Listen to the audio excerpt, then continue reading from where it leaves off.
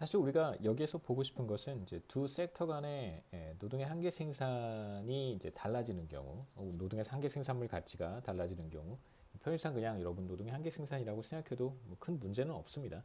사실 정확하게 얘기하면 노동의 한계 생산물 가치라고 해야 되는데요. 뭐 우리가 얘기하고 싶은 어떤 주제로부터 크게 벗어나지는 않기 때문에 괜찮습니다. 자, 지금 우리가 보고 싶은 상황은 두 섹터 사이에 노동의 한계 생산물 가치가 혹은 노동의 한계 생산이 다른 경우인데요. 보시면 섹터 1에 지나치게 많은 노동이 투입되어 있고 아까 우리가 앞에 슬라이드에서 봤던 그림과 조금 다릅니다. 반대로 제가 그렸고요. 섹터 2에는 비교적 적은 규모의 노동이 투입되고 있습니다. 자, 그래서 섹터 2에서의 노동의 한계 생산은 이만큼이고요. 섹터 1에서의 노동의 한계 생산은 훨씬 더 낮다고 할 수 있겠죠. 자, 만일 자신의 노동의 한계 생산만큼 임금을 받는다라고 한다면 그렇다면 섹터 1에 마지막으로 투입된 노동은 사실 섹터 1에 있는 것보다 섹터 2로 가는 것이 더 좋습니다. 그래서 결국은 섹터 1에서의 임금이 섹터 2에서의 임금보다 낮기 때문에 이 낮은 임금 때문에 섹터 1에 있는 노동자들이 섹터 2로 이동하려고 하겠죠. 더 높은 임금을 받을 수 있기 때문에. 그래서 결국은 우리가 앞서 살펴봤던 어떤 시장 경제의 메커니즘, 그 다음에 노동의 임금은 사실 노동의 한계 생산과 같아져야 된다라고 하는 어떤 경쟁 시장에서의 메커니즘이 제대로 작동을 하게 된다면 그렇다면 섹터 1에 있는 노동자들은 우리가 실제로 이렇게 한 사람 한 사람씩 섹터 1에서 섹터 2로 옮기지 않는다고 하더라도 섹터 1에 있는 사람들은 자발적인 인센티브에 따라서 섹터 2로 이동해 갈 것입니다. 자, 그렇다면 결과적으로 균형 상태로 돌아가게 될 것이고요. 자, 이렇게 균형 상태가 될 것이고 그래서 두 섹터에서 임금이 같아지고요. 두 섹터에서 노동의 한계 생산 또는 노동의 한계 생산물 가치가 같아지게 됩니다. 결국 우리가 얻게 되는 어떤 편익이라고 하는 것이 무엇이냐면 경제 전체의 산출량이 늘어나는데 얼마만큼 늘어날까? 아까 제가 그림에서 그렸던 것처럼 이만큼 늘어나게 됩니다.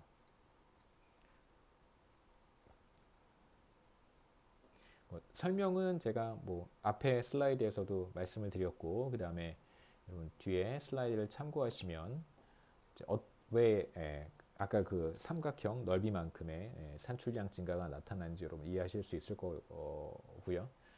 사실 여기에서는 몇 가지 얘기를 조금 더 하기는 해야 됩니다.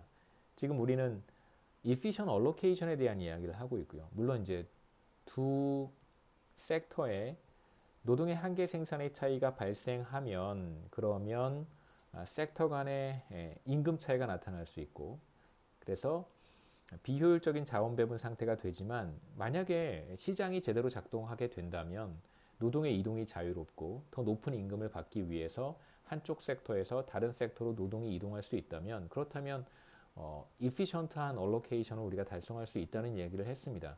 그래서 문제는 이제 관건은 뭐냐면 그렇다면 inefficiency가 발생하는 이유가 노동의 이동을 사실상 자유롭게 만들어주지 못하는 어떤 요인이 존재하기 때문이다라고 얘기할 수 있겠죠. 자, 여기서 이제 몇 가지 정리를 하고 그 얘기로 넘어가도록 하겠습니다. 자, 제대로 작동하고 있는 시장 경제 메커니즘에서는 사실 노동의 노동의 이동이 자유로울 것이고요. 그래서 뭐 효율적인 자원 배분을 우리가 얻을 수 있습니다. 섹터 간의 노동의 이동은 이제 뭐 자발적으로 이루어지는 것이죠. 두 가지 어떤 두 가지 요소를 생각해 볼 수 있는데 첫 번째는 노동은 자신의 한계 생산만큼 임금을 받게 되어 있습니다. 그 다음에 이제 또 하나는 뭐 사실 같은 뭐 다른 얘기는 아닌데요. 거의 같은 얘기인데 그 실제로 더 높은 임금을 받을 수 있다면 노동은 더 높은 임금을 주는 곳으로 이동하게 되어 있습니다. 그래서 한계 생산이 높은 곳으로 한계 생산만큼 임금을 받을 수 있다면 한계 생산이 더 높은 것으로 노동은 이동하게 되는 것이죠. 그 인센티브가 작동하기 때문에 그렇습니다.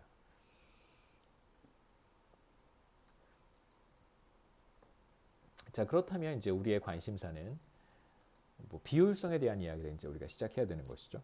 그렇다면 왜 효율적인 자원 배분이라고 하는 옵티멈이 그 최적 상태를 우리가 왜 달성하지 못하는 것일까?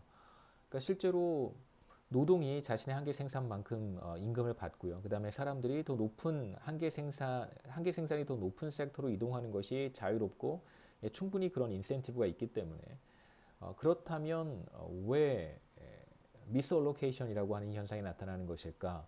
여기에서 이제 우리가 생각해 볼 수 있는 두 가지 가능성은 뭔가 노동의 이동을 그것이 자본이 되었든 그것이 노동이 되었든 예, 노동의 한계 생산, 자본의 한계 생산에 따라서 요소가 배분되는 것을 막는 어떤 요인이 있을 것이라는 거죠. 첫 번째가 바로 모빌리티에 대한 어떤 장벽, 이동에 제한을 가하는 첫 번째 요소가 barriers to mobility라고 볼 수 있고요. 두 번째는 제가 받는 임금이 저의 노동의 한계 생산과 다를 수도 있잖아요. 임금이 이제 한계 생산과 같지 않은 경우 이 두 가지를 각각 살펴보도록 하겠습니다. 그래서 첫 번째는 다양한 요소가 있을 수 있어요. 섹터 간의 어떤 노동의 이동을 혹은 자본의 이동을 막는 물리적인 요소일 수도 있고, 혹은 이제 제도적인 요인일 수도 있습니다. 그 다음에 두 번째 요소는 자본이든 노동이든 한계 생산만큼 보상을 받는 것이 아니라 예를 들면 이제 평균 생산성만큼 보상을 받을 수도 있겠죠. 예를 들면 제가 투입한 노동에 따른 한계 생산만큼 임금을 받는 것이 아니라 우리 모두 다 같이 일을 한 다음에 그로부터 생산성이 얼마만큼 나타났는지, 그래서 평균 생산의 개념으로 임금을 지급받을 수도 있습니다. 자, 첫 번째는 이동에 대한 어떤 제약인데요. 이동에 따른 제약이 존재한다면 두 섹터 사이에 이동이 용이하지 않다면 당연히 두 섹터 사이에 임금 격차가 존재할 수 있습니다. 그러니까 예를 들어서 섹터 1보다 섹터 2에서 임금이 더 높은데 사람들이 이동하지 못하는 어떤 요인이 존재를 해요. 여러 가지 뭐 이유가 있을 수 있겠죠. 그렇다면 두 섹터 사이에 임금 격차가 지속될 수 있다는 뜻입니다. 여러 가지를 생각해 볼 수 있겠습니다만 뭐 환경적인 요인 혹은 지리적인 요인을 생각해 볼 수 있고요. 물리적인 요인이라고 할 수 있겠죠. 두 번째는 제도적인 요인을 우리가 생각해 볼 수 있습니다.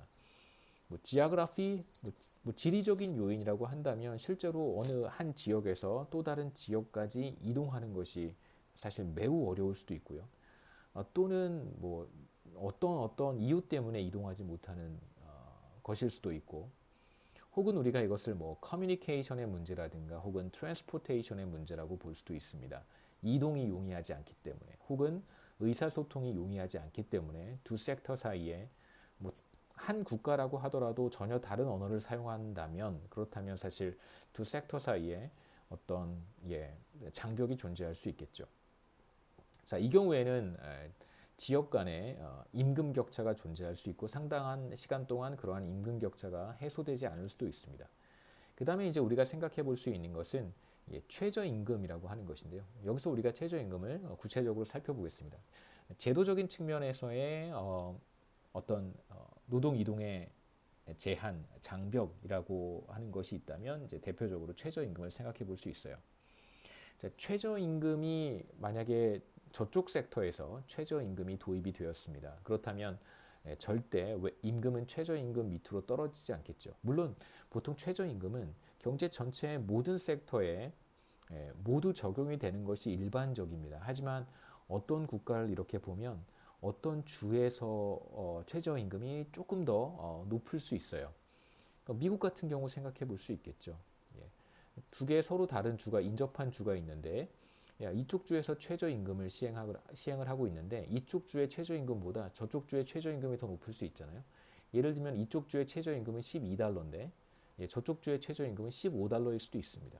자, 이러면 이제 임금 격차가 존재하는 것이죠. 제도적인 요인에 의해서. 이런 상황을 우리가 또 생각해 볼 수 있고요. 우리가 보려고 하는 케이스는 두 섹터에서, 경제 내 두 섹터에서 한쪽 섹터에서만 최저임금이 존재하는 경우를 이제 보도록 하겠습니다.